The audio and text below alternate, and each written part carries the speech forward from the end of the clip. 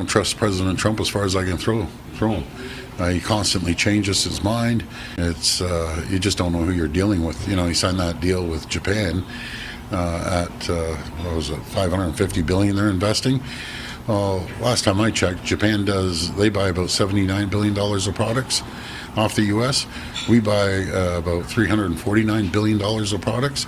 So Japan and the rest of the countries around the world have quite a bit to catch up to what we purchase off the U.S. So there, Ford is talking about a deal that was announced late last night that the White House is actively promoting this morning, essentially one of their first major trade agreements since Donald Trump promised to get 90 deals in 90 days. This one with Japan, though, keeps the tariff in place. 15% tariff remains on Japanese exports into the United States. Used to be 2.5%. And crucially, that also includes the automobile sector. And Japan is also required to create, as you heard Ford mention, this investment fund of $550 billion to be invested in the United States. This is all part of Donald Trump's demands. Why do we care about this? Well, this really does set the tone for all the other trade negotiations. And it also sort of confirms the view of Mark Carney that it is unlikely Canada is going to get through this process without some kind of tariffs still left in place. So if the tariff on Japan is 15%, what ultimately will be the tariff on Canadian goods? We know Trump wants to raise it to 35% starting August 1st on goods that are not covered by the current USMCA CUSMA agreement. Will that be the case in 9 days' time now? Will we still be facing those tariffs? Will Canada be required to create this massive investment fund to pour money into the United States? Carney has said he's not going to sign a deal if it's not a good deal for Canada. Looking at the deal that Japan signed, no one really seems to think that's a good deal for Japan. Their domestic government is in political disarray right now. That may have contributed to that decision, but that deal does not bode well for Canada signing a trade agreement in the next 9 days that is beneficial to this country, as Mark Carney said he would require. Boy, oh boy, oh boy, oh boy, oh boy. So we got to talk about some big news on the trade deal front involving President Trump announcing a massive trade agreement with Japan. Now, I want to talk about this trade agreement because there are a lot of angles to cover this from. First and foremost, we got to talk about the agreement in and of itself between Japan and President Trump, right, and the United States of America, and what that means for U.S. Exporters, okay, U.S. producers, now having another market be opened up, okay, to them to export to. And also what it means for other countries that we're trying to negotiate trade deals with now, like, for example, Canada, okay, because this is a big deal for Canada because it delivers a massive blow to their auto sector, which is a big deal for them, okay, and it puts more pressure on them to actually negotiate on Trump's trade terms, right? This is essentially President Trump playing 5D chess on Canada. And I'm going to talk about why, because this part of the trade deal is being missed by the mainstream liberal media. They're not really talking about it. But as you guys saw at the beginning of this video, Canadian politicians are fuming over this trade deal with Japan because it really puts pressure on them to, again, negotiate on Trump's terms. And we're going to talk about it. But before we get into it, I want to go ahead and play a clip so that people can get a good idea of some of the benefits of this trade deal that was just announced between the United States and Japan. What's your just initial take on this deal? First, what does it mean for the U.S. markets, this deal? What sectors, what areas of this market do you see benefiting? I think it's a great deal for both countries, and the reason is that Japan's got a lot of fantastic technology that it can offer to the U.S. In areas like semiconductor fabrication, software, even some medical technology where Japan has certain diseases specific to the aging society, where it can offer fantastic technology to the U.S., and it will now be able to do that without the risk of excessive tariffs. Of course, it's a great deal for the Japanese as well in specific industries where they have a great relationship with the U.S. market. So it cuts tariffs in half, down to 15% right now. You mentioned chips and you mentioned some other parts. What about the other side of the coin, the fact that we have a better trade deal? Rice is one of the things mentioned, also Boeing jets. What other companies or sectors here in the U.S. do you see being beneficiary of exporting to Japan on the back of this deal? Rice and agriculture, I think, is a huge thing. And I think it's very important to recognize that they waited until the recent election in Japan. There was an election in Japan at the weekend. They waited till that election was done before they announced the trade deal. Why? Because farmers are a massive voting bloc, and obviously rice imports are electorally controversial topic. But the fact that they've been able to do that rice import agreement now by a lot of, I think, U.S. rice and agricultural products is a major opportunity for the U.S. And also a very important opportunity for Japan. I live in Japan. Obviously, rice is a huge staple here. There's a massive shortage of rice because of the aging population of farmers. Rice has been very protected. If Japan opens that market, it's very important for the Japanese consumer, very important for U.S. agriculture, and I think it means a much more flexible relationship between the two countries over time. You mentioned Boeing real quick as well, and that's a huge opportunity as well because Japan's obviously hugely dependent on U.S. Aerospace technology. Japan also works with Boeing very closely in things like carbon fiber supply, many of the sensors and motors that are used in aircraft design. And I think a close relationship with Boeing will be extremely important for Japan, for many companies as well as for the U.S. itself.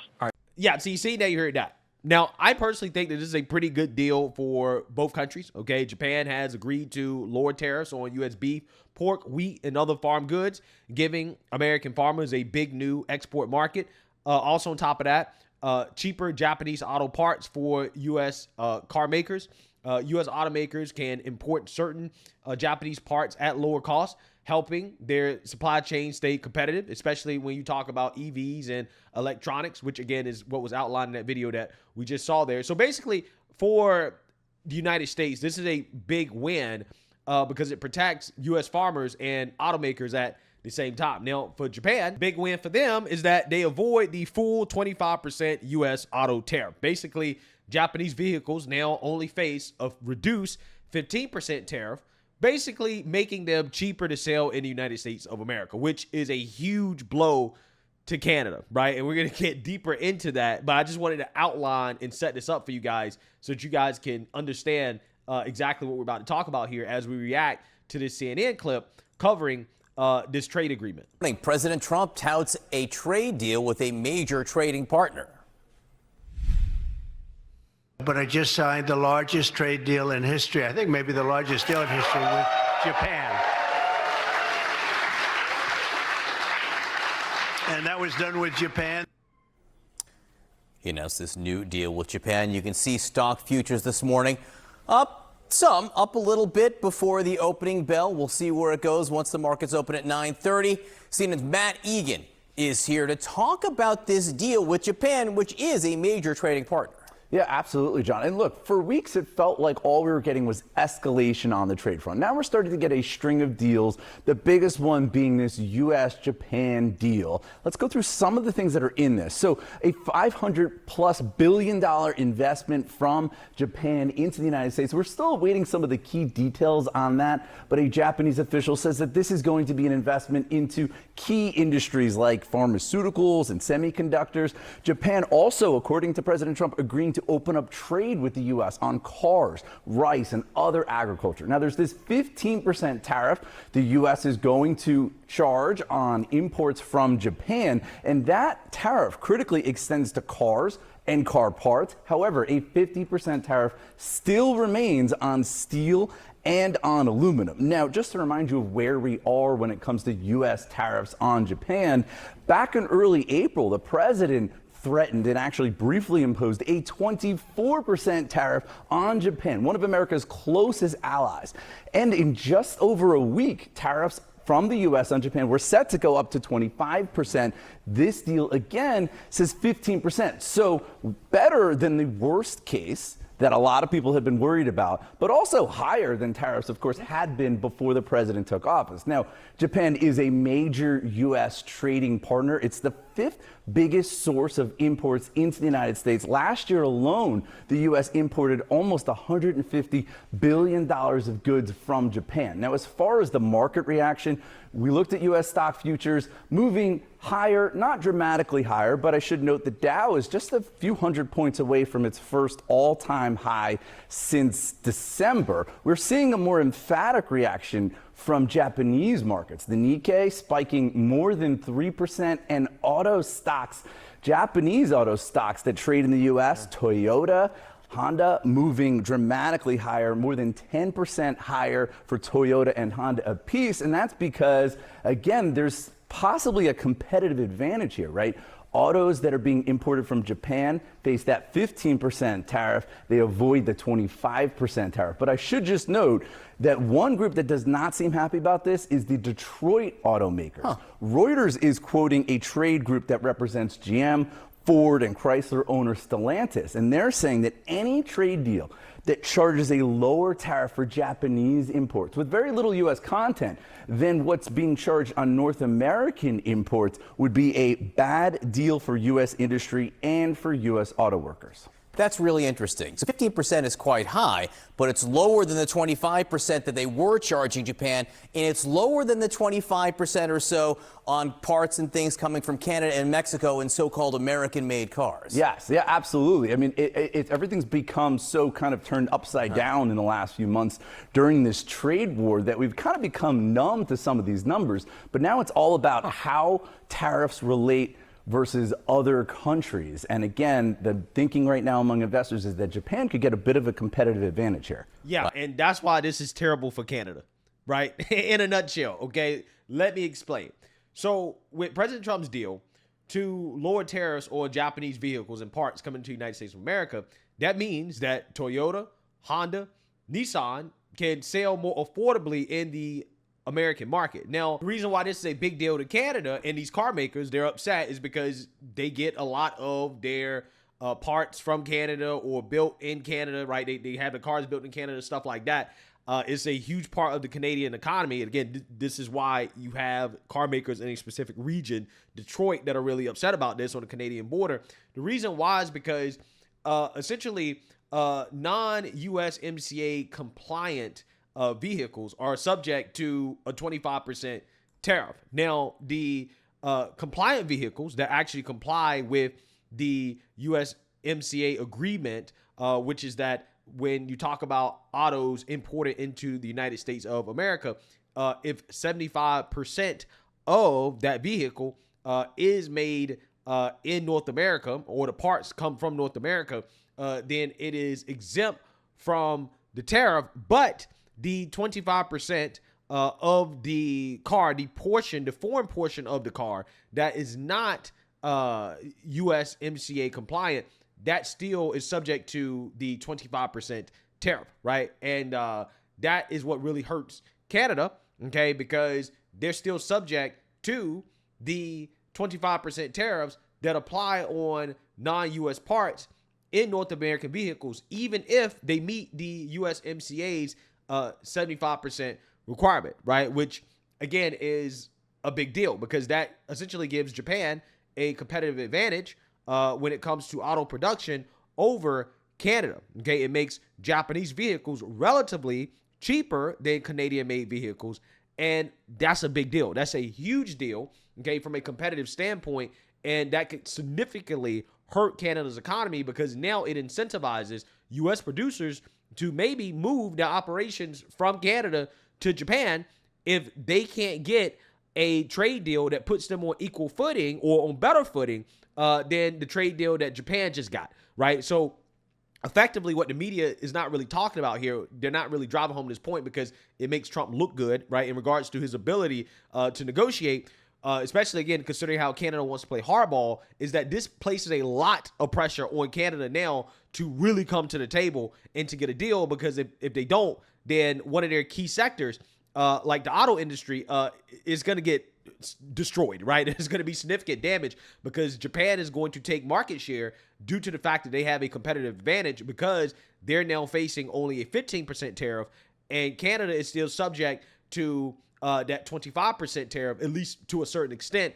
And again, that is the reason why this is a major blow to Canada. And that's why I expect before August 1st that you're probably going to see a breakthrough deal with Canada, because this right here is basically leverage President Trump, showing them that, hey, we don't really need you in order to accomplish what we're trying to accomplish, right? We can get around the USMCA by just doing this bilateral deal with Japan.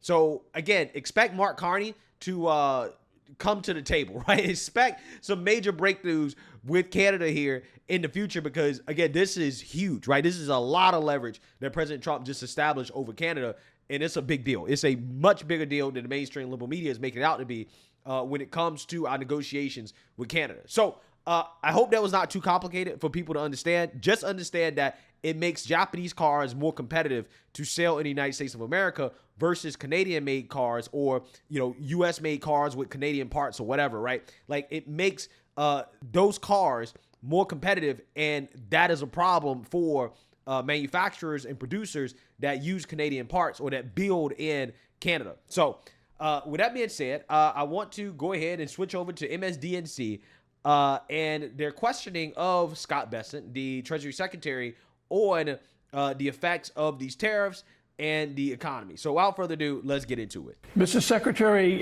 your reputation in the markets, your skill in dealing with markets precedes you to coming to Treasury. It's golden, it's untouched, it's unblemished. So this question is coming to you from me, who can barely get a Visa card, okay? That's my skill with economics. And the question is, the one thing I do know, and you were mentioning the new Japan trade deal, 15% tariffs, I do know that the tariffs, the cost of tariffs on automobiles, which will begin, I don't know, August 1st or whatever, will be paid by people like me, the consumer. The question is, does the president realize the consumer pays the tariffs? Well, I'm going to have to disagree with that. Is who pays the tariffs is a choice. And what we've seen thus far is that the manufacturers are eating a substantial portion of the tariffs and taking it into their profit margins. So you might see, for instance, Toyota hasn't raised prices, and they may choose to go for market share rather than raising prices. Are you, it's been the worst predictions that inflation was going to be fueled by this new tariffs regime have not turned out to be the case so far. Are you confident that even as new tariffs go into place on August 1st, on August 12th, that there will not be an effect that Americans are going to see when they try to buy a car or Christmas goods or toys or dolls or anything else? Well, I think what we've seen so far is that the manufacturers have been eating it a lot, or the exporters have been taking a lot of the price or the tariff adjustment. I think we're also seeing a lot of the retailers do it. A lot of the retailers' margins got very fat during COVID, so I think some of them are absorbing it. I was with the Amazon CEO last week, and he said thus far they're not seeing any price increases. And thus far, we've seen very good inflation numbers this year. So just to put a fine point on this, Mr. Secretary, it's your belief, you're confident that consumers will not see higher prices because of these tariffs? I am confident that the overall inflation numbers are going to remain very benign.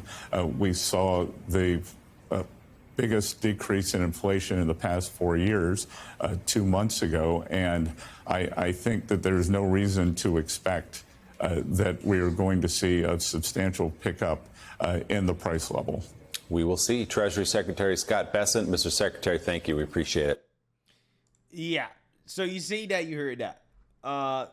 Clearly, MSNBC did not like Treasury Secretary Scott Bessent telling them that their fears are not valid, right? You heard the guy say, oh, well, consumers like me are going to pay the tariffs, right? They say that as if it's gospel, when it's not really gospel. That's not actually really how it works in all situations. Like, for example, you can impose a 10% tariff on a foreign good, but if the foreign manufacturer or the foreign producer decides that, hey, you know what, we're going to have to eat this tariff because if we don't eat the tariff, then we're not going to get business, they may choose to lower prices, right? And if they lower the price of the good, okay, to the importer, okay, the person that's trying to import the foreign part into the United States of America, then the tariff will be paid, but the price that the importer paid for the product itself, right, is going to be lower, even though they're still having to, quote unquote, pay the tariff, right? They pay the tariff, but they also paid a lower price for the foreign part, which means overall they don't pay more, right? Even with the 10% tariff, the foreign producer essentially has to lower their price in order to continue to do business. So that's what you're really saying, right? And that's why you're not seeing the hyperinflation across the board that these people predicted, is because they're not that smart, right? They're not as smart as they claim they are. And honestly, I'm not sure what's going to happen moving forward into the future, because it looks like President Trump is now setting up these trade deals in ways that is going to incentivize other countries to come to the table. And you're probably never going to see the worst case scenario that these people try to fearmonger about, because what President Trump is doing is working, right? It actually is working. They don't want to admit it, but President Trump is playing hardball, right? Especially with countries like Canada and Mexico, some of our biggest trading partners. And when those deals are made, the mainstream liberal media is going to look really, really, really bad. And I think that the markets are going to go nuts, right, when those deals are made, especially considering how President Trump now has a lot of leverage over Canada and Mexico with this deal with Japan, especially Canada. So I'm just saying that I wouldn't be surprised to see a major breakthrough with Canada coming up. But again, it remains to be seen. I personally don't know. I'm just saying that it looks like President Trump is now establishing that leverage over our main trading partners that he's going to need in order to get the deal that he wants. So we're going to see, but let me know what you guys think. Make sure you like, comment, and subscribe. Most importantly, share a Black conservative perspective. Peace.